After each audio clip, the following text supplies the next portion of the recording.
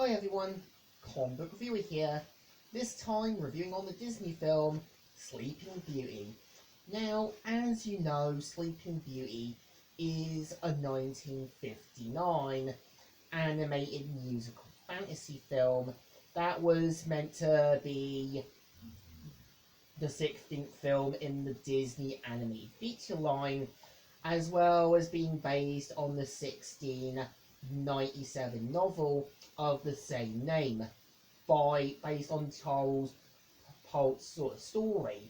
And the premise of the film is meant to feature the birth of Princess Aurora.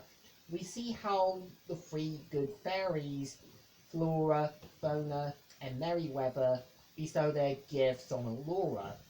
And just before Merryweather does, we see how Maleficent shows up and places a curse on the child, and saying that before the sun sets on her 60th birthday, she will prick her finger on the spinning wheel and die. So we kind of see how, yeah, Merryweather makes sure that that Maleficent's curse doesn't happen, but have her put into an enchanted sleep. And we do kind of see how, yeah, Flora and the others have to kind of take the child with them to an abandoned cottage in the middle of the woods. And I think for the most part, I kind of like the three fairies. I kind of feel like they're kind of like those sisters. Like, yeah, Flora kind of being more like the voice of reason and being a bit more cautious. I think Fauna's obviously meant to be a bit more at the sidelines, but not making a big deal. And I think Merryweather's like that younger sibling you had, who was a little hot-headed, but knows their heart's going to be in the right place. And of course, we do see how after 16 years, we do kind of see how, yeah, they have to kind of let let Aurora know. And obviously, yeah, we know she's going to find out that she's a princess, and it's going to have her sort of be heartbroken that she can't be the guy that she met, and obviously there's going to be a big twist. And I think for the most part, I think the film, I would say, is going back on the old Disney roots again. And you can really tell they were trying to do their best.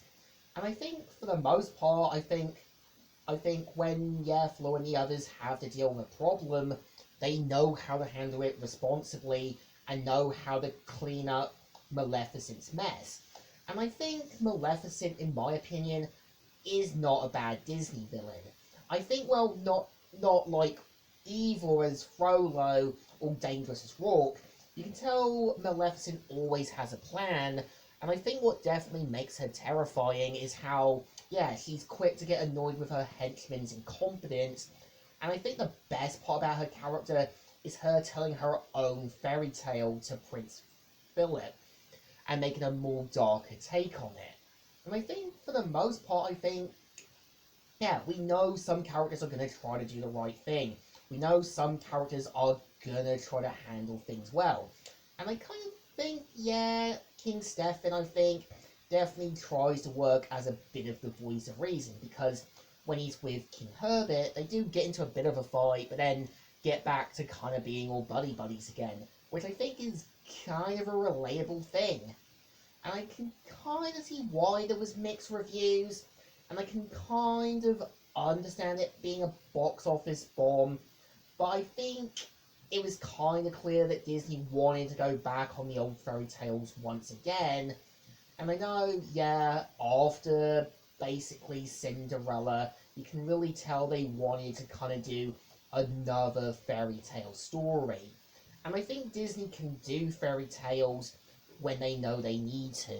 And I kind of think, yeah, like I said, the thing about adapting a classic story is sort of changing a few things, but still making things your own. And I think, yeah, Prince Philip, I think, definitely works as a character because, yeah, you can tell he does want things to work with the woman he loves, and you can kind of tell when he has to deal with Maleficent, you can tell the fairies are there to kind of help support him and help him sort of defeat her.